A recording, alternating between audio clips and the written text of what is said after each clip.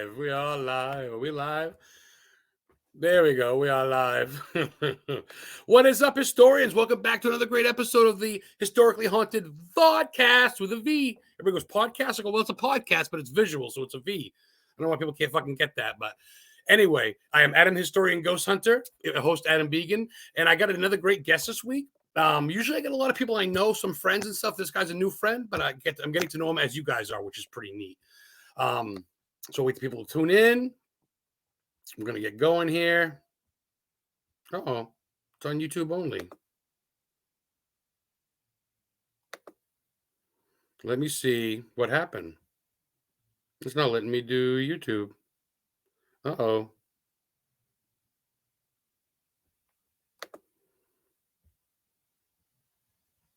There we go. Are we live? Comment, guys. We may have a problem here. All right. I think we're good now. Edit. Welcome back to Historically Haunted Vodcast Season 2. We have a great guest today. There's some people checking in finally. Good deal. Can you guys see me? We had a little bit of a problem there. Hi, Kim. Kim Dorman, how are you? Thank you for checking in. I'm glad we get some people going. There we go. Edit. Oh, that's what I get for smoking a joint and taking Jägermeister shots before the show. So we got a great episode here. We got our sponsors from the show today is Chasing Paranormal. They are Brady and Lexi Rue Goebel of, I believe they're from Michigan area. They're supposed to be my guests, but they had some problems coming up, and they decided to sponsor the show. So I'm glad we had them sponsor the show. So coming up, we have our guest, Derek Barton. He's an author of 14 suspense and horror novels, books, all that good stuff. Here's some stuff he's working on now. He's part of a magazine. It's been on hiatus for a little bit, but we'll talk about that into the show too. So he's been all over the place. The Hidden Within. It's a book he did with his father, T.D. Barton. They've actually done a couple together. We're going to dive into that and talk about that. Really cool. So big shout out. Thank you again, Chasing Paranormal, for sponsoring the show. Lexi Rue Goebel and her husband, Brady Goebel. Check them out. Chasing Paranormal on Facebook. Good people. A lot of good shit. So I know glitches. Thank you. Yeah, I appreciate you. It says Foreman. It may be me. Oh, it's Nick, Kim, and Nick. Thank you guys from Maine. 207 Paranormal right here in Maine. So it's funny. My guest coming up, Derek Barton. Like I said, he's an author. Stephen King's his inspiration, which we'll dive into. But this dude's done, 14 books, suspense and horror books, just like King. So I'm going to let him talk about it. Derek, you're coming in 3 seconds. What's up, Nick? Derek Barton, what's up, author? Author Derek Barton, how are you? Good. How are you? Good. Thank you for having me on. Is this better like this, you think? I feel like it's too close. Like we might kiss. I don't know. I guess this is good, right? Fine. All right, brother. We had a little glitch in the beginning. I'm sorry, man. It's a do-it-yourself thing here. I got squirrels running my electricity in these little cages. They run it. No worries. So how are you, Derek? How are you, my friend? Good. I want to appreciate you coming on. You came very highly spoken from Jennifer Amato, author Jen Amato, and all that whole crew. I'm friends with them guys. Girl. Yeah, she's wonderful. She plugged you very much. My girlfriend, Heather Witching Life Guide, Kim and Edie's downstairs checking in, saying hello. I told her a little bit about you. So I want to, before we dive into all your work and all your good stuff that you do and everything, I want to know about Derek Barton, the man. Where did you, no one's born with a pen in their hand. How did you get the idea to be an author? Were you reading comic books at a young age? I mean, obviously Stephen King influenced you, but what influenced you to write yourself? You know what I mean? Well, to be honest, I was in, I think, 7th grade when I picked up my first Stephen King. So, what was it? The Shining. So, that's probably my favorite horror film movie. Even though it's a big diversion from what Stephen King wrote, I still feel it does the book a lot of justice. So. He didn't like Kubiak's version. Yeah. But you know what's funny? Not to cut you off, but I was asked on a podcast last week what my favorite horror movie is. And I said The Shining because at 8 years old, when my stepfather went hunting, my mom watched it and I stayed up. I couldn't sleep. And that was my first horror movie, when the kids holding hands, the blood elevator. Yeah. So The Shining is a place in my heart. So you and me are bonded, brother. Yeah. That's killer. So that really did. My dad and his best friend kept watching it, and they'd always tell me, get out of the room. So I'd listen in the hallway, And I remember just being blown away by the elevator scene, and I'm like, I got to read this book. And so I snuck the book out of my dad's bedroom, and I read it, and I was hooked from then on. You fell in love, dude. So, yep. They told you not to watch. You're like, wow, but that means it's gonna be good. It's got, so I grew up in the 80s. Torres. So, Stephen King was huge in the 80s. Everything he wrote, well, almost everything he still writes gets put right to, film. I haven't started Fairy Tale yet. I bought that when it came out last summer. Awesome. You read it? Yeah. Fuck, I haven't read it yet. I should say I listened to it on Audible. Oh. It's really good on Audible because Stephen King does one of the voices of one of the main characters. You're a King head like me. You're yeah. fucking my book that I just finished from him was Gerald's Game, which is a killer movie. I watched the movie first. I cheated, but what a great book. I've not read the book, but the movie appealed to me. I haven't picked up that one yet, but the book you haven't? No, I will, but I definitely saw the movie. The movie Cheers to you. So that's cool. Well, you said you're in Arizona. You said it was like 100 and something today, or 90 something. It's like over 90s. So it's our hottest day so far this year. It's getting up there. But so I love that because I'm actually writing my first book right now. I'm halfway done. It's a biography actually. It's about me because I've had a kind of interesting life, but I've been inspired to write. And I'll tell you what, respect to authors, unless you're like literally just skim through it.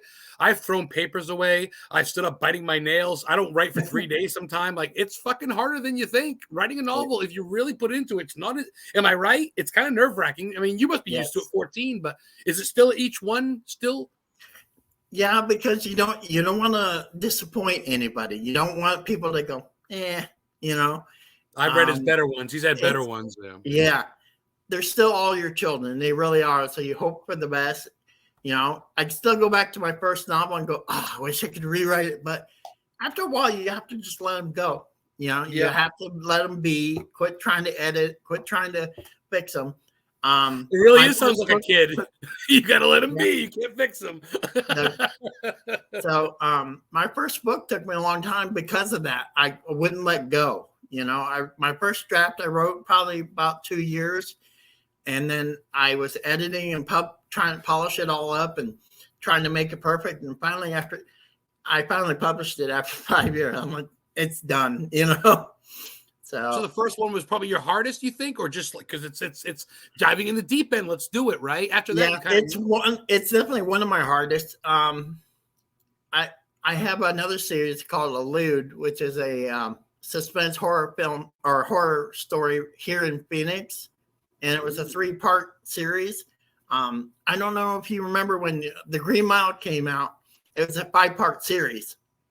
And I really loved the way he did that. It just made it so suspenseful once you get to the end of that. And you're like, I can't wait for the next one. So that's why I do that with my stories. So Elude was a 3-parter. Yeah, I like that. Elude was a 3-parter. And writing that last third one was nail biting because it's like you don't want to screw it up. You don't want to make the whole series blah. Yeah, kind of like Aliens, and then you get Alien 3, and everybody's like, and it kind of made the whole series.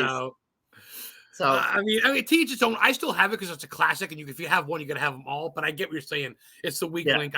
I see that as in the series. But I love that you touched on that. I want to go back real quick. These movies that are put into TV series, like originally it was a 2-part series, and then like Langoliers, The Night Flyer, stuff like that. Where do you stand? Do you think that do you think that's kind of neat because people don't do that anymore with the new releases of Peacock and Netflix? Things just come out, and I don't think people can wait anymore. I think that's kind of missing that whole. I like that. That's cool that you mentioned that. Yeah. I think it still has its place, and I think that if you look at the Game of Thrones series.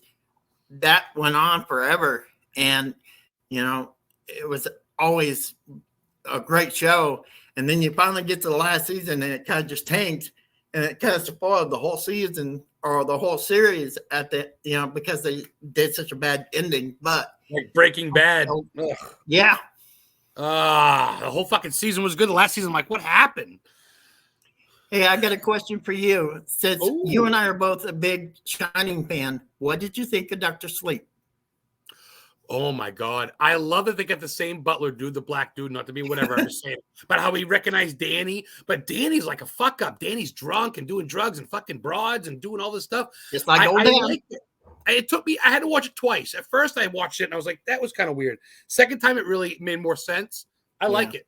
It's a great 1-2 combo. You watch The Shining. I think the actress that played Rose the Hat was, man, she nailed that part. She absolutely made that movie.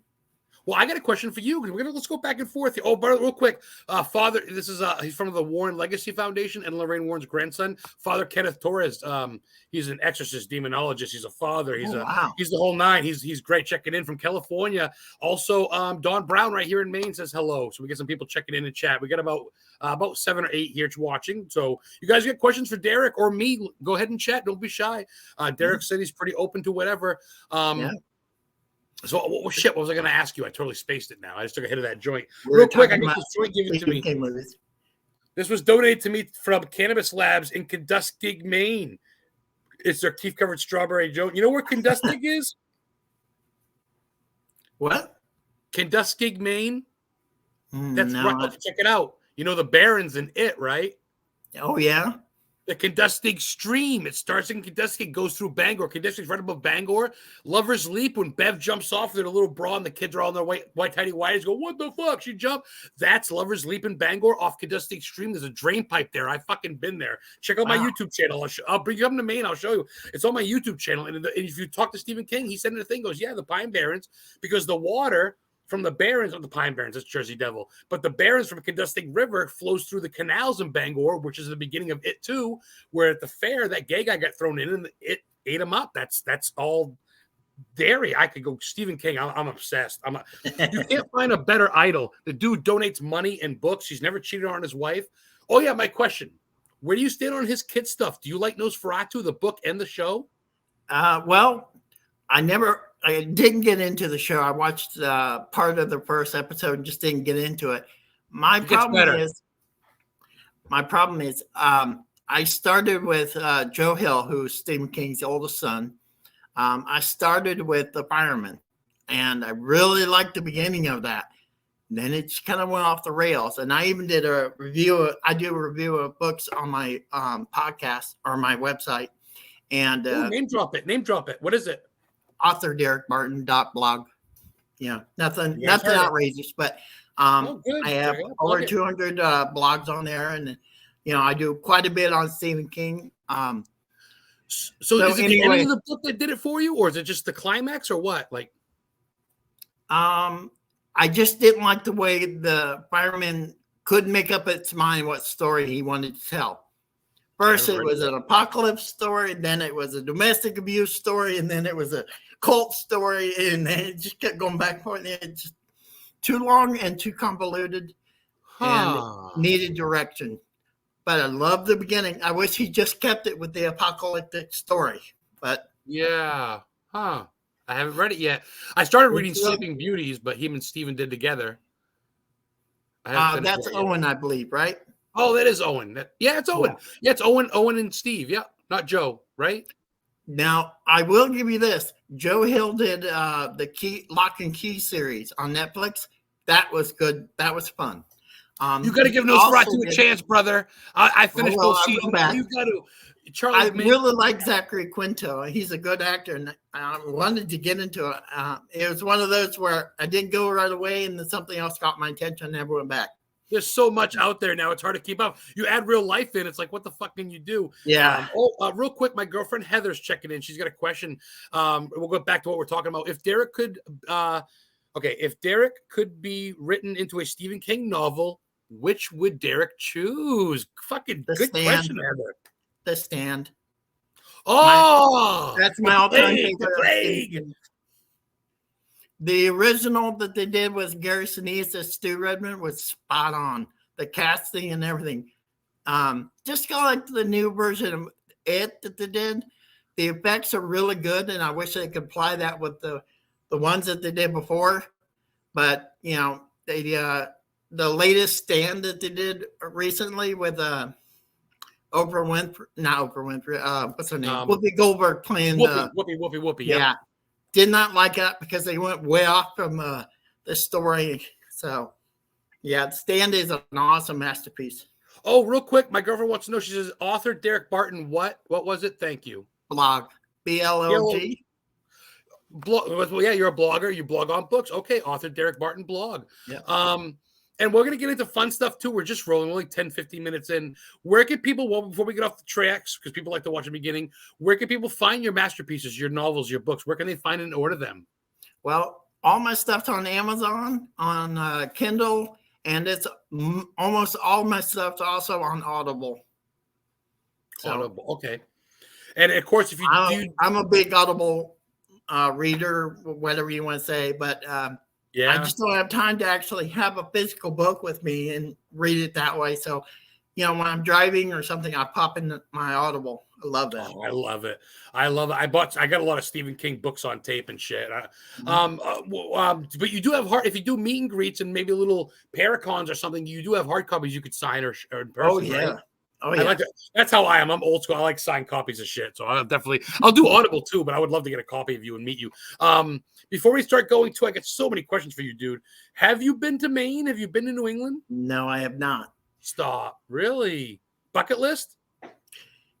Yeah, I'd probably say it's I'm not much of a traveler. Stephen King, brother. I'll bring you to his house in Bangor, dude. I have a 7-year-old, keeps me busy. Oh. Yes, go away. There he is now. That's sweet. Bring him on. He can say hi. She can say hi. I don't give a shit. People have their their cats. Say hi real quick. Come on. Yeah, come say hi. Hurry up. People bring their kids on, their dogs, cats, wives. Who cares? Hey, this is my daughter, Justina. Hi, Justina. How are you? Highlight. Hi. Are you a writer like your daddy? All right, go. Is she gonna write like her daddy one day? I'm hoping, kid. Wait, what? She don't mind the attention. She wants to be a part of the interview. That's cool. She ain't shy. Well, does she show any interest in your books? She must know. She's old enough and smart enough. She's getting there. She really likes horror films, which it really surprised me. I remember when I put on The Walking Dead and she was 4 and she's like sitting down. I'm like, honey, this may be a little bit much. She's no. I'm like, are you sure? Goes, yeah, don't fall too far. I said, you sure too? Well, the one in white, he scares me, but the rest are okay. She goes, I know they're all just in costumes. Oh, smart. And I think fear is just like anything else. If you embrace that, thank you, Heather, for sharing the link down below, guys. Right there. That's it. Ready for it. Derek Barton, 2023. Check it out. Blogging it up. This dude knows his shit.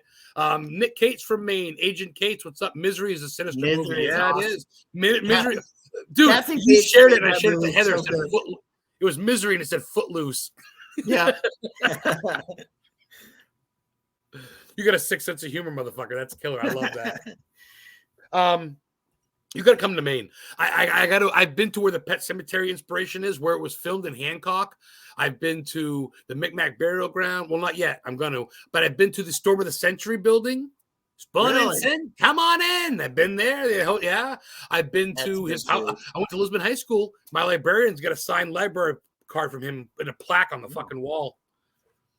You were definitely a bigger fan than I am. I mean, I love Stephen King. I just have not made the effort to go to the places like that. Well, I live here. I'm fortunate enough. If you did, you'd be up his ass too. Trust me. You'd be. I said hi to Tabitha a couple weeks ago. Hi, Tabby. She was in her Jeep. My girlfriend's been reading her novels and King's novels too. But Tabby, the whole family writes except for the daughter whose cat got killed, which inspired Pet Cemetery. She's I think a minister. So let's talk about you. I love Steve. We can talk about Steve in a minute, but I want to talk about you, man. Derek Barton, the author. Where do you draw this inspiration from? Is it? I mean, obviously, it sounds like horror movies too, and of course, King. Yeah. But you have your own touch on this stuff. It's not. It's you. Don't be modest. Yeah. You just find this in your head. These characters, these plot lines. Well, it's kind of a mixture. A lot of times, I have some pretty intense nightmares that I draw from. So, really? Yeah. So a couple years back, just to kind of give you an idea, I had a nightmare about a little boy who was basically surrounded by these red beams that would cut you if you touched them like a razor. And I used that for inspiration for one of my stories, Evade, which is a sequel to, it's kind of like the sequel to Elude, but not. There are characters that did cross over. So, but it's a really interesting story. Basically, You do character crossovers? That's killer. A 7-year-old disappeared. A 7-year-old disappeared and was gone for like 3 years. Suddenly he shows up on a street corner in Philadelphia. Same clothes, not aged a bit. Wow. So, yeah, it kind of leads into what happened to him. Where's he been? Why is this happening? You know. So he hasn't aged, and of course, everybody around him, his family is all aged, and they're all moved on. I'm sure new his addresses. Parents were killed. His parents were killed. This was a story that I had written in a novel called In 4 Days. And basically, that's a collection of stories written on different victims with the same demon that kills them. Wow. So the demon killed his parents and almost killed his sister and took him. Wow. So that was the end of that short story, basically. So this was a sequel. Hey, guess what happened to him? This is what happened to him. Wow. Holy shit. That's a fucking wild series. That's a wild. And so who are you? Are you under a certain publicist or anything? Can you say that or whatever? I'm independent published. Oh, right on. Okay. So all your cohorts and stuff, you guys all just do your own thing, like Jen and all them. Shit. Yeah. Oh, that's killer. That's you wear a lot of hats when you do a independent publishing. You know, you have to do your marketing, you have to do your own editing, you have to do your own covers sometimes. It's a lot of work, but honestly, I don't want anybody else to really have it. I mean, I'm sure there are many times that Stephen King has not been happy with people who've touched his work and really, look at the Lawnmower Man. Classic. Well, look at it, and not to change the subject, and maybe not change the subject, but kind of comparing it. When you look at these rock and roll bands, or just even rappers, musicians, they're on a record label. Once they make it, they make their own record label. Like, fuck this guy, I'm kind of the middleman now. I'm my own record label. I'm my own management. Because people realize I don't need all that jazz. Because if you can promote, you don't need someone else to cut the strings. Which I guess I want to touch on some fun shit. And I mentioned this earlier. What do you look to for inspiration as far as music goes? When you, at the end of the day, maybe you're done a verse or done a book. Is there a certain song or band that you put on? That's also where I get a lot of my inspiration from. Oh, cool. So I love heavy metal and I like dubstep. So yeah. So one of my characters I have in one of my fantasy novels is named Scars, and I based that off of the Stone Sour song called Scars. Oh, you know that song? Corey Taylor's in Maine tonight. There's a convention this weekend, and Corey, I drove all the way from Maine to Iowa just to see fucking Paul Gray's gravesite in Des Moines, Iowa, and go to where Slipknot used to play at Exile Brewing and stuff in Des Moines. Yeah. I love Slipknot. They saved me from suicide. So I get a lot of inspiration from music too. Great song. Stone Sour is great. It's not Slipknot, but Corey. Yeah, Corey was in Stone Sour before Slipknot. That's his band he was in before they found him. That's amazing, brother. Yeah, they did it was actually a battle of the bands in Des Moines. It was Slipknot and against Stone Sour, and Slipknot won, and they go, that fucking guy Corey is amazing. So they opted him to be a singer, booted that guy out after Make, Kill, Feed, Repeat, and Corey sang for Slipknot. Yeah, that's killer. Stone Sour is amazing, dude. Yeah, I like Slipknot too. My favorite band is Godsmack. Oh, their new shit's amazing. They're from Boston, my area. So, and Disturbed is up there. They used to be my favorite, but then Godsmack has just done so much better. What about dubstep? People love Skrillex and Crystal Method is great from the Spawn soundtrack. Comic books and stuff is great. Oh, she wants some more. She wants some more video time. So, what would you like to see one of your books turned into for a movie? Which one do you think would be the first one that you think would be a good movie? Oh man, Elude would be so much fun to do. Yeah, my Elude is like I said, it's a 3-part series. It's based on a young Hispanic kid who just got out of jail. He did joyride one night and paid the penalty. He was dumb. Made a mistake. So now he's out and he's trying to do better for himself. And this was back before DoorDash and Postmates were really going. I did a little stint of that. So I use that as an inspiration for this. So he's doing basically a DoorDash kind of setup.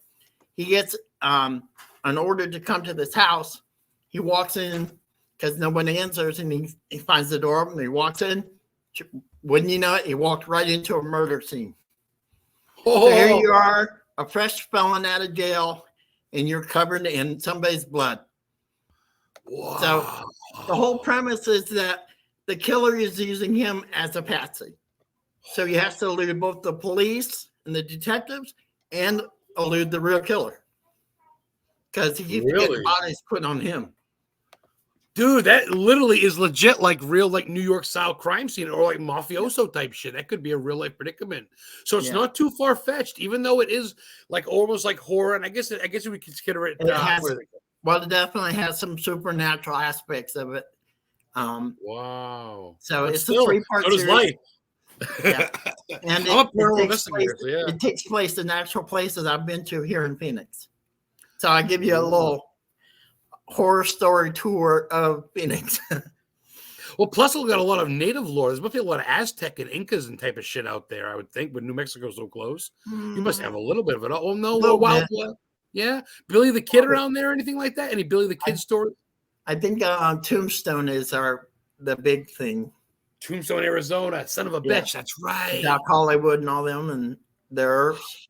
But I haven't gotten too much into that. So that's cool though. I mean, you sound like you get your plate full when it comes to ideas. You got enough to write another 14 books. I've got I counted up the other day. I got about 6 more on the plate that I got to get done before I can even start. So, a father, an author, a horror movie enthusiast, and you also like football. You're a football fan. You like you said you're from Indiana and you're kind of a Bears fan, more or less. Yeah, like I said, I was a Buccaneers fan because of Tom Brady, but now that Tom Brady's retired, I'm kind of seeing who's out there. So I may end up going back to the Bears. Who knows? I liked Fields. We mishandled him, I think, and we just drafted an offensive lineman first round, which is weird, but we need him. Our fucking line's horrible. So I miss Urlacher days, my buddy. That was my buddy. I met Brian at the Patriots game. I met Robert Kraft. I met Troy Brown. Remember him? Troy Brown. I met him, and then I met Brian Urlacher. I met Charles Tillman, Peanut Tillman, Rex Grossman, whatever. And I got a picture with Urlacher. That was killer. He signed my thing and stuff. Those were the good old days. 2000, this year we won the Super Bowl and lost to the Colts. Yeah. So let's talk bucket list, my friend. I know you're not much of a traveler, but I mean, obviously life's short, but you got plenty of time at the same time. What would you like to do if you had 2 chances for one for other than America and one for America? Give me 2 spaces that are your bucket list. Australia would definitely be, Why is that? I've just always had fascination with Australia. When I was in 6th grade, I just went up, got all obsessed with it. And Indiana Jones, mate. Probably I would say here in America, I would love to see San Antonio. The whole story of the Alamo has always been appealing to me. I like that stuff. The underdogs holding out to the very end, giving their life for their cause. It's nothing more patriotic than that. Yeah, it's real life. They really had those shootouts in OK Corral. They really had gunfights and shit. And Texas, Lord knows, is full of lore. Everything from huge stakes to Texas Chainsaw Massacre was filmed there, to UFOs are seen there. Do you believe in that stuff? You talking about paranormal, which it sounds like you believe. You believe in UFOs and Bigfoots and all that crazy shit?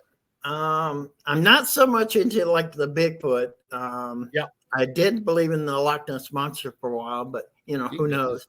I would think that they would have gotten that by now. They would have found something by now. You think they'd comb that fucking lake and get something? It's not that big. I would say that I definitely am a believer of the supernatural forest with ghosts and that kind of thing, which is kind of funny because I'm an atheist. So it's like, how do you justify it? I don't believe that there is a life after this, but there's something definitely that happens with the energy and our, far as I don't know what ghosts are, but I do believe in ghosts. Do you also believe in like just other things that are just plain evil, not so much from quote unquote Satan, Beelzebub, but just things that are maybe alien? Yeah, there's definitely like you can, how many times you've walked into a place and just had that overwhelming sense of, oh, there's something wrong with this place, Us as humans have that sixth sense. Dude, Stephen King, not to bring up the bastard again, but he writes about the Wendigo in his books and stuff. They hear it screaming in the forest. That's ancient Native American lore to stop cannibalism during the wintertime. Pet Cemetery. That was an awesome book. Can I show you something real quick? Me and Heather went to Hancock, Maine. I have it real quick. It's going to take us off. It's going to take me off screen, but this is real quick. We went there this summer. The Creed House. It's the same red roof, same yellow building. Real quick, let me see if I can bring it on. And we went down to Hancock, Maine, which of course is named after the president, John Hancock, the guy that signed the Declaration of Independence. But we went and I went to where Pet Cemetery was in Ellsworth, and I got a piece of white wood that I think might be part of the cemetery, which is neat. So real quick, let me bring it on. Can you see the house right now? Yeah. I saw that the podcast where you showed the building was on fire. That was awesome. Yes, the picture. But this is the house. Look at that. Oh, that's amazing. That's There's a good, the tree. That's a really good movie too. That's the tree next to the flag. Look at the barn, and everything is the same. I mean, I'm obsessed, dude, because it's just when you really it's one of those things where he's the Edgar Allan Poe of our time, and not one author's had more movies. When you look at it, look at the movies he made: Mr. and Mrs., A Good Marriage. You start looking, you go, holy shit, Cell. I watched Cell with Samuel L. Jackson. We were talking about earlier about the Green Mile, the series that was. Some people don't even know he wrote. They go, he wrote Shawshank Redemption. I go, yeah, come I know. on. What? He's got a fantasy book too. I would love to see them do. It's called The Eye of the Dragon. Yes, it's really good. Bronson Pinchot actually did the Audible version of it. He does a spectacular job of that. I don't love the Audible stuff, huh? Oh yeah. Do you know who Bronson Pinchot is? The guy from the Langoliers who played the villain in the Langoliers. Oh, that's yes. Bronson Pinchot. Oh no, that's yes. Yep. I've been to Bangor International Airport. That's where that was filmed. You can see the mountains in the back. That's cool. Obviously it's not chewed away, but you can see the woods out back with the power lines that the Langoliers. Oh, that was cool. That was a great scene. What a fucking weird movie. Belky Bartolomeu's from Perfect Strangers. Cosaletti. Oh my God. So let's see. What else is fun to talk about? Let's talk about food, my friend. What do you do for? You said that you saw the book I wrote with my father. Yeah. Oh, yes. I want to bring that on real quick, guys. He's actually collaborated with his father on a couple novels. Mm-hmm. This is one here that looks really cool. I love the way it's written. His father, T.D. Barton, and of course, this is my guest, Derek Barton, author Derek Barton, and his father, author T.D. Barton. So, what do you guys do? Do you guys take turns and go, I think this goes good here? No, I like that. Do you take turns on chapters? So, this is how it actually came about. Back in the 90s, the original, The Hidden. This is a sequel to The Hidden. Okay. So The Hidden, my father wrote in the 90s, and he submitted it to one publisher. One. And then, of course, they said no. They wanted somebody who was already established and that kind of thing. So he just threw it in the desk and forgot about it. After I got published and did all my work on my own and everything, he's like, how did you even deal with that? So I said, you know what? I said, how about we take your story that you wrote back in the 90s? I said, that was a great story. I think you could do a lot with that. He's like, nah. He said, that's too much work and everything. I said, well, let's do it together. I said, I'll help you get it edited. I'll help you get it, brought into the present day, kind of thing. And so we worked on it together. When that was happening, Stranger Things was real popular, and that nostalgic horror. So we did that same thing with The Hidden. We kept it in the 90s. This is like 5 years ago. Then we're talking. Mm-hmm. No shit. Yeah. So we published that. It did pretty well, and we had a lot of fun doing it together. So, and then I had an idea for a sequel, The Hidden Within, and so we worked on that together. We wrote it together. And again, we just published it all, put it under my name and everything. Now he's gone and written a third book. It's like a prequel to The Hidden. And Oh, that that's one he did all by cool. himself, called The Hidden Tribes. So, Ooh, little and plug now he's for old working on a man. fourth novel. So I think I've created a monster. The family that writes together, man. Yeah. So he's That's writing now. He's neat. writing stuff all on his own, but I help with editing and I help with getting it Oh, organized. you're his publicist, brother. That's Yeah. killer. No, So that's cool. that was also making my father's dream come true.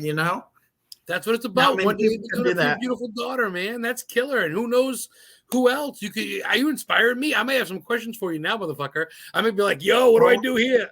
remember Writing? do you remember I actually texted you on one of your earlier videos before we met? I said, I'd love to help you with some of your, questions. Oh, And if you need help, I'm glad to help, show you that how was I you, got man. my novel written and what I did.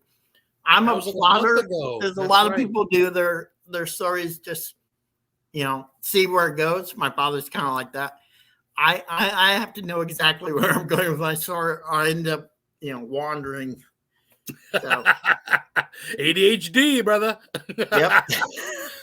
um, so I mean, do you like? I mean, once you're on a novel, are you like 3 books ahead, or do you all just concentrate on just one book at a time? Do you put all your inches in one, and you know what I mean? Um, Or are you always kind of thinking, okay, well, well, I'm it gonna, depends.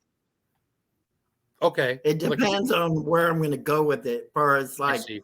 I like making mine like a series. So I have a grand scheme of a story in mind. The whole arch. But to get there, it takes me, the 3 books, and so you got to make each book exciting and have a great ending. But at the same time, it's still got to be part of the story. So that's the challenge of that. And also being a do-it-yourselfer, do you set yourself a timeline? Like, okay, I give myself 3 months to finish this project, or I give myself X amount of months, or whatever it is. Well, I tried to push myself as fast as I could. Back in 2020, I had a stroke, and I don't mean to keep Oh, bringing this up on every one of my interviews, but no, please it do. definitely impacted my writing career. It impacted everything. Of Um, course. so one night back in 2020, I wasn't feeling great. My wife and daughter had gone to bed already, so I decided I'll just catch a little nap, then get up and do some writing. So I laid down next to Justina, my daughter, and she was 5 at the time, and I had this intense nightmare, just intense. In my dream, I was drowning in black liquid, like tar-like liquid. And Holy wow. I kept struggling to get to the surface, and toward the end of the dream, I got to the surface, but I still couldn't get out of it. And finally, when I was able to pull myself up onto the land, pull myself out of it, parts of my body were stripped. Parts of me were stripped off my bones. And I Oh, remember flopping onto the beach, but knowing a portion of me was still there. When I wow. woke up, I had had a stroke. Oh my, that's horrifying. The entire left side of my body was completely different. I couldn't move What? my arm. I couldn't walk. What the Um, fuck? I had no idea what happened. I'm just 50. I just turned 50. I've been healthy, not going to, Shit, you're like 38, 42 something.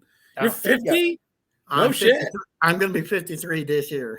Get out of town. I'm Thank you. 44. I can't believe that. You look like you're my age.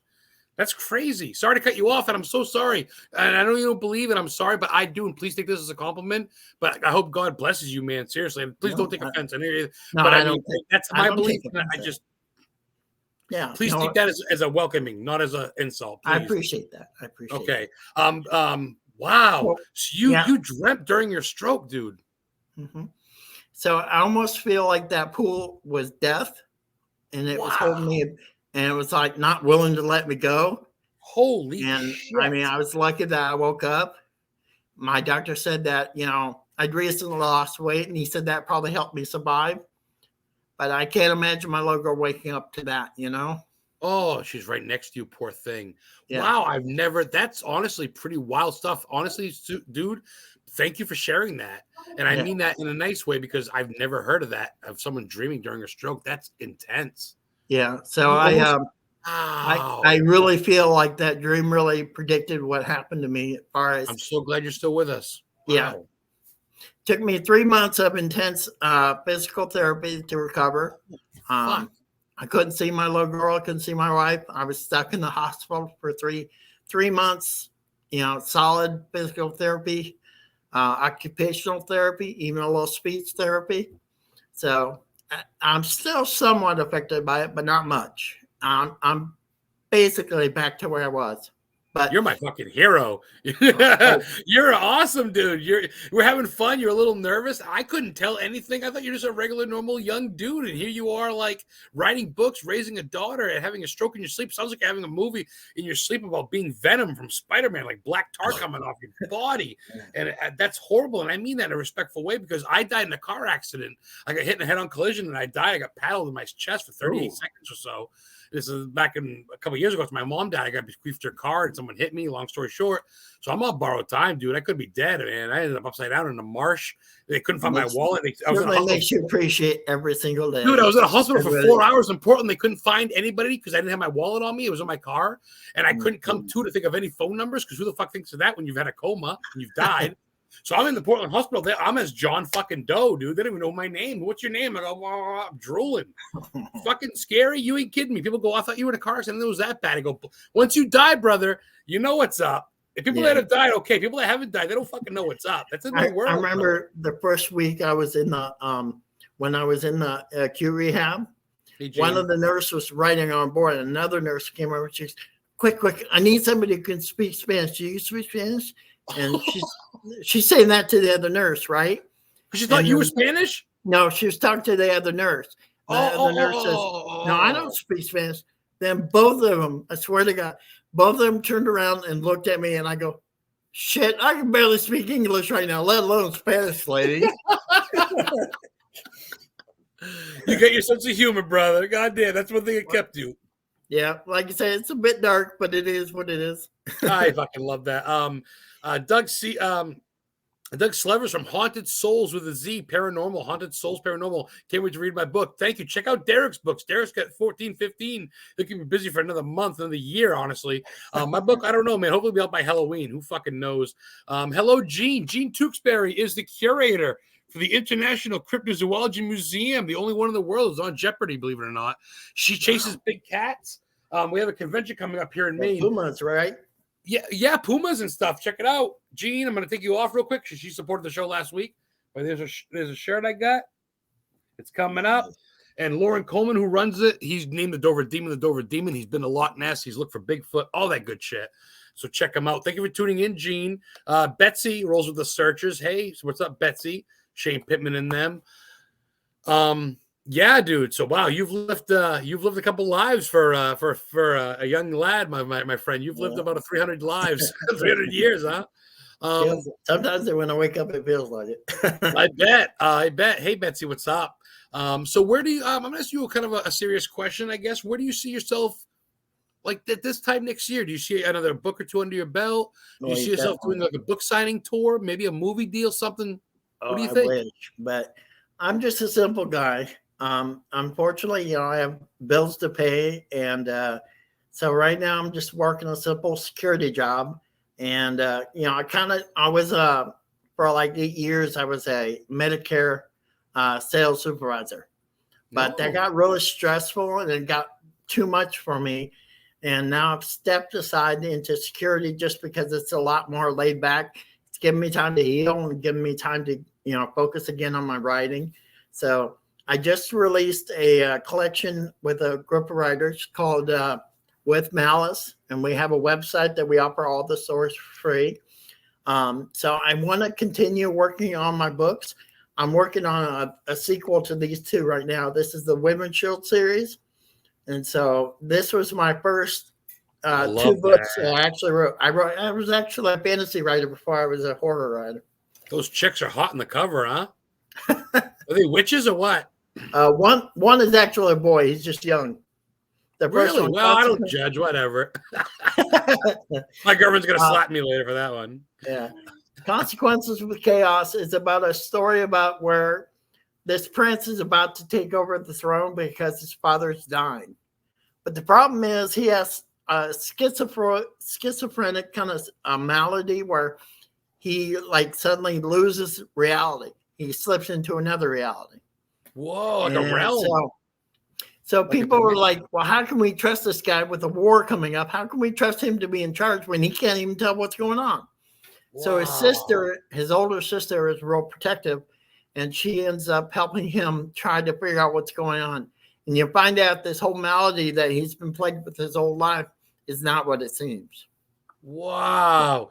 You guys got to pick up this stuff. Betsy's asking, I'm sorry, could you please repeat the name of your book? Okay, book. Well, he's got 14, Betsy, but he definitely will. And you can check him out on, geez, Crow, everywhere. Kindle, you said? Or, sorry, go ahead. Where can we find your work? Amazon, Kindle, and Audible. Author Derek Barton. Yeah. So the first one that I think she was talking about was Consequence of Chaos. So that's the one, like I said, where he's trying to think of it kind of like if Harry Potter was written by Stephen King. You know, it's got a lot of fantasy, but it's a lot darker edge. So, you know. Like Fairy Tale. You're saying you read Fairy Tale already. I just bought it. Very, very well done. So he does a great job of, you know, putting his spin on all the fairy tales and really pulls you into a good story.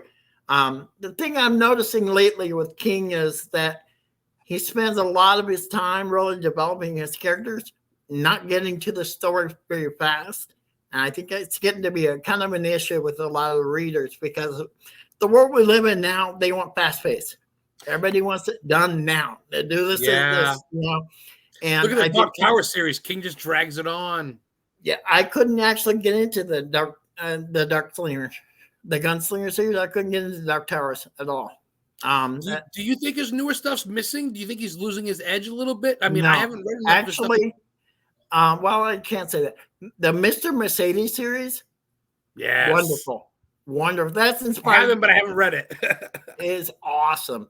That's what inspired me to do Elude, which is, you know, a crime-based fiction, but with a lot of horror aspects. That's what this is. Mr. Mercedes is about a serial killer who hasn't killed yet. He's just starting to get to the point where he's confident he can do it. He plows into a group of people waiting online in front of a building, and he kills them all with his large Mercedes vehicle. That's why there's blood tire tracks on the cover. Fuck, I get it now. Yes. And the series really concentrates on the detective who goes after him. It becomes a kind of a cat and mouse kind of thing where, you know, not to be crass, but there's one scene that's really funny. He's like, they're talking, you know, of course, the serial killer's got himself masked. And the detective goes, you know what? You're a real motherfucker. And then he goes, wait a minute. I bet you really are, motherfucker. And the serial killer got really mad. He goes, oh my God, you really are, aren't you? And it was. He did have relations with his own mother. You know what's funny? And I'm not to change the subject, but I noticed this. King is definitely sexual in his books, dude.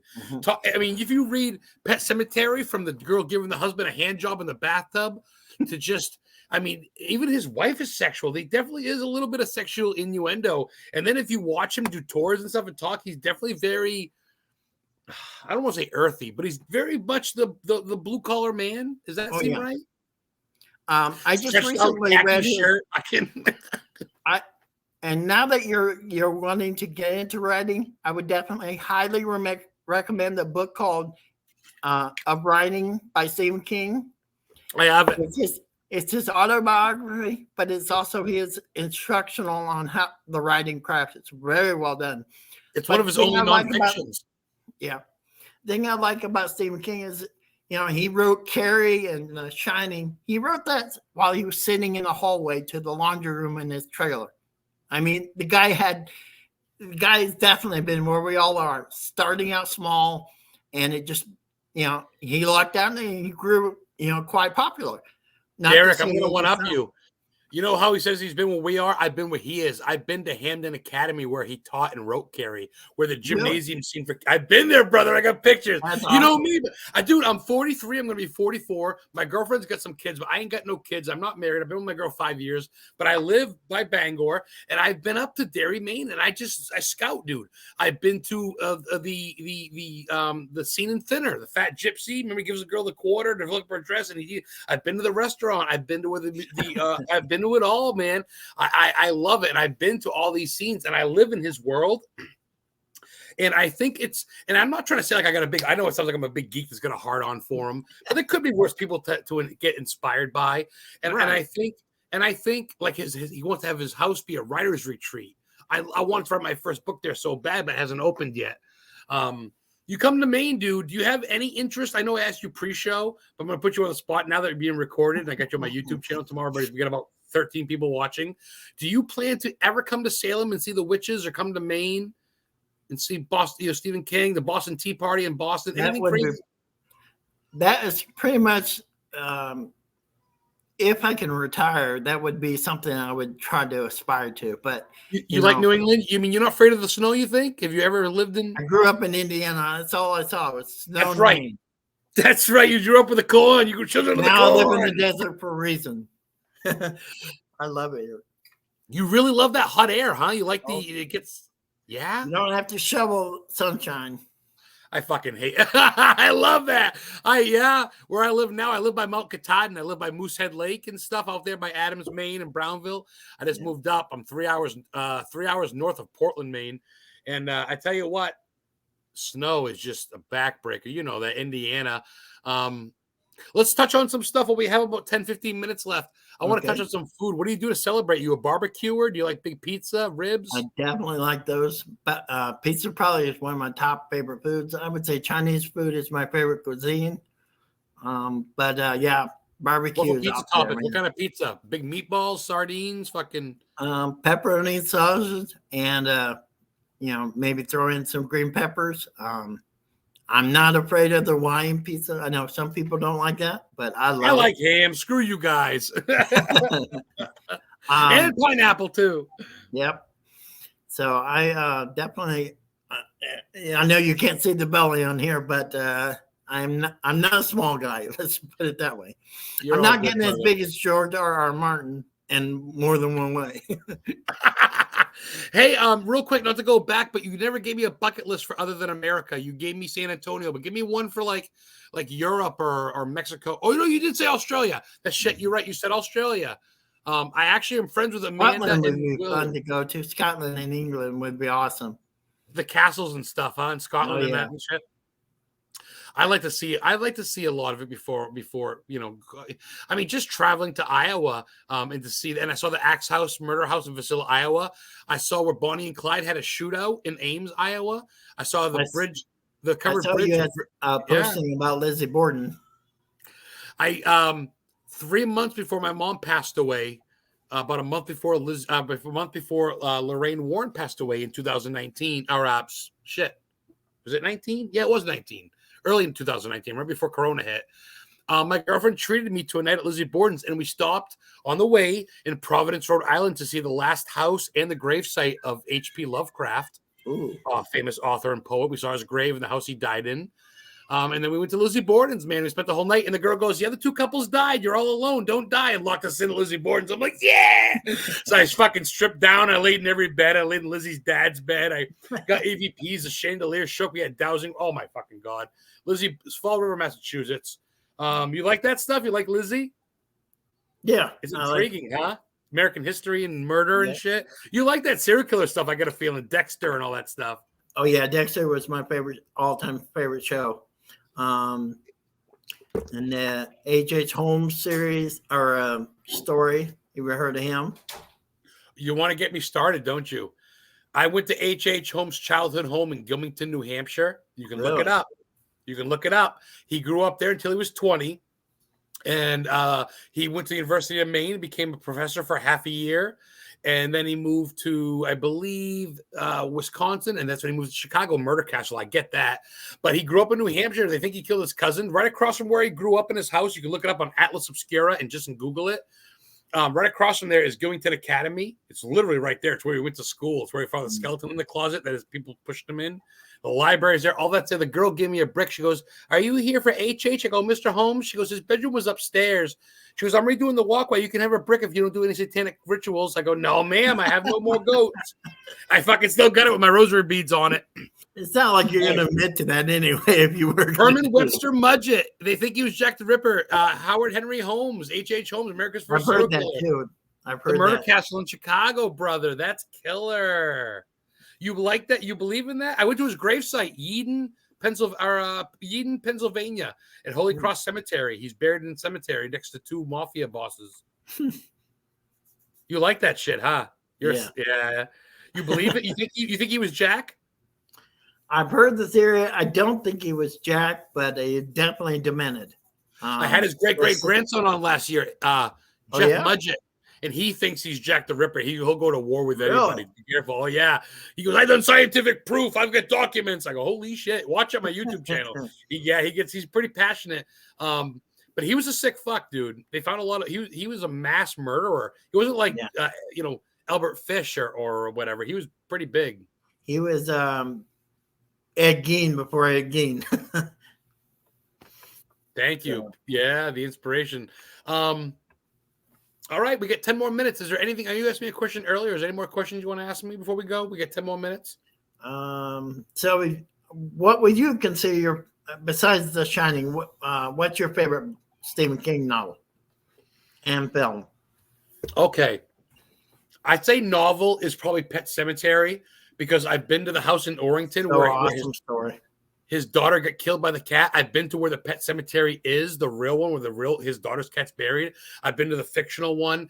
99% of that's in Maine, where he played the Reverend. May the Lord keep you. Yeah. That is Mount Hope Cemetery in Bangor. It's America's second oldest garden cemetery, 1812, right behind Mount Auburn Cemetery in Cambridge, Massachusetts, where fucking Longfellow's buried, the poet from Maine. So he preached at the cemetery in Mount Hope in Bangor. The America's first vice president, Hannibal Hamlin's buried there, as well as Al Brady, who was from Indianapolis, Indiana. He was America's #1 mobster after Bonnie and Clyde got killed, and he was killed in Bangor on the streets. Bangor's fucking majestic. Don't tell anybody, because I want no one moving here. I want to do it all myself. I got about 14 films I want to do. Documentary. I got someone coming in from Michigan. We're going to do some documentaries about Bangor. But Pet Cemetery's got my heart. That was my first King movie. The Shining was. But after that was Pet Cemetery. The whole kids marching. I'm friends with Donnie, the truck driver, Donnie Green. Yeah, they refurbished the truck, and he wants me to sit shotgun in it in the 4th of July parade. He's going to drive it in a parade. Awesome. You got to film that. I'm going to do my YouTube and TikTok on it. And he wants me to go, "I want Adam Historian to say shotgun." So shout out. I get to sit in movie history with the dude that killed Gage. I met Miko. Pet Cemetery is my love. Book and movie. I love it all, though. I try to, I just watched The Night Flyer. I just watched A Good Marriage, Mr. and Mrs. I just watched Dreamcatcher, when the thing eats the good guy's dick when he's pissing in the snowbank. I didn't like Dreamcatcher, but I've heard the book is a lot different. So I might give the book different. What about you, brother? I mean, we mentioned it, but I could go on. Is there any King thing you don't like? Like Secret Windows, okay. I like Depp. Tommyknockers is probably my least favorite. Tommyknockers. Okay, Tommyknockers, yeah. But like I said, I was re-inspired by the Mr. Mercedes series. That's just a really great book. The Stand has always been a favorite masterpiece that I will always like to read and reread. It's got a place in your heart, don't it? Yeah. I've been to the mill used in Graveyard Shift. I've been to the truck stop that inspired Maximum Overdrive, a.k.a. Trucks. I mean, it's all just – but I want to talk about Derek Barton, man. I can go all night about King. So let's Me too. name drop all your books right now if I were to ask you all their names. Can you remember your babies by name? Mm-hmm. I do. Let's do it. Let's do it, Derek Barton, Jeopardy style. All right. I'll go in order. So I did Consequences Within Chaos. It's a epic fantasy. Then I did a sequel to that called The Bleeding Crown. Then I did a short story collection called In 4 Days, which is, again, the demon that hunted different people and their stories. And then I did my Evade series. And that's probably my most popular books. Not Evade, sorry, Elude. is my most popular series, and that's the one with the young Hispanic kid that's running from the real serial killer in Phoenix. Then after that, I did Evade, which again is a sequel to In 4 Days, one of the stories in that, and it again takes place in Philadelphia. And then after that, I did another short story collection called Days of Hell and Horror, and that's a series of short stories combined with a journal. So I kind of made it a journal that you can use. Oh, that's neat. I like that. Yeah. I did a game book called Eternal Infernal. It's basically a kind of like a choose your own adventure kind of style. Do you remember that in the 80s when they had that? Yes, the choose your adventure books. And then if you choose the wrong one and you die, you're like, I didn't mean to, and you go back and pick another one. So I did a small one like that. And like I said, now I've got a new series called The Flight of the Dorithi that I've started. It's a half dragon, half princess warrior kind of thing. That's my newest one. That's just dragons. That's mystical shit. Yeah. Sorry to cut you off. I love that stuff. I want everybody to sink all this in. And this is going to all be bought, like you said, on everything. Keep going, though. I'm sorry. This can all be bought on everything, guys. Sorry. She's going off because she's my daughter's she's part responsible for that series. Bring her in, man. I don't care if you bring her in, dude. This is just a fun show. She's proud. She's never been on a podcast. She's proud of her daddy. She's proud of herself. Yeah. Good for her. What's up, darling? Love it. Good for you. You're gonna be a writer one day, sweetie? Okay. She wants to be about everything. She wants to be a YouTube star, a rock star, a scientist, a dancer, a singer. Dream big, girlfriend. Dream big, girl. And I want to be a fashion designer and a craft maker. Wow. Look at you with all your stuff. Yeah. Oh, you're a good girl. Thank you so much again. We're going to get going, but thank you so much for Chasing Paranormal for the sponsorship, Lexi Ray and Brady Goebel. They were excited to sponsor you. I'm glad to get to know you. I'm going to call you a friend now, and everybody in chat if they want. We got about 5 more minutes. Definitely lean on me if you got questions on how to get your novel done, or things of what you do after you do your novel. Did we leave out any babies? No, I think we got them all. Well, the hidden I did with my father. And then The Hidden Within is a sequel to that. I love the moon through the bars and window. That's killer. I love that. It reminds me of like just on midnight in October. I'm almost there. All the Hidden series has a moon in it, and I did the original for The Hidden. I don't think you have that one up, but if you can find it, what goes into all your inspiration for your drawings and covers? Is just that you find, you think of, kind of. Yeah, I mean, I do research and I'll work with it. Like the designer for Consequences with Chaos, I actually talked with the cover designer, Joey Landa. She does an awesome job. She's going to be doing the upcoming series as well. Okay. I took the main character, and then a sequence below shows an action sequence. So we love that. Haunted Souls Paranormal Captain Doug Slaver has got a question for you. Can you read that? I would say Elude is probably my favorite. That's the one you wanted for a movie. That's kind of your prize winner. That's like your daughter. That's your number one kind of thing. And that's cool. It's good to be prouder of one thing than it is another. There's nothing wrong with that. It sounds like a good one. I think this will be the first one I'm going to get. Let me see. What can we touch on with about 4 minutes to go? Anything we left? Well, I do play a lot of video games. Yes, my girlfriend's daughter loves video games. She's getting into Sonic the Hedgehog now and all that good stuff. What's some of your role-playing games that you're big on? You love the really big. Skyrim was, stellar. Oblivion. Just seen it. Supersonic. Sonic movies are great. She loves Sonic the Hedgehog. Let's see. What else? There was a long time ago, there was an Xbox game called Fable. I really like that series. I remember that with the book. It had I remember that. Yep. My buddy used to play Final Fantasies, all of them. All he's got. Yeah, Final Fantasy. I remember playing that. Yeah, that's cool. I liked God of War was good for a little bit. I like that mythical kind of stuff. The whole do you like that stuff? You like mythical and like the gods of like whatever, like Medusa. Yeah. That's kind of fun. Have That's you what I like about. have you ever read Neil Gaiman's American Gods? That's an awesome Ooh, series. never heard of it. Yeah. I like Neil that stuff. Gaiman I is like really well. Dragon. He's a really good writer as well. I like the way he uses visual. I feel like a lot of my writing is very visual. You can picture everything in your mind. So it's like a movie playing at the same time you're reading it. And Neil Gaiman is very much like that as well. What do you go to for comedies that's not a king? Comedies? Yeah, something off the wall, something stupid like, I don't know, Caddyshack. Shaun of the Dead. What is it? Shaun of the Dead. Shaun of the Dead. That is awesome. The big dude looks at him. Also, Paul's good with the alien. With Seth Rogen's the alien. That's because it's the same guys from Shaun of the Dead that are in Paul.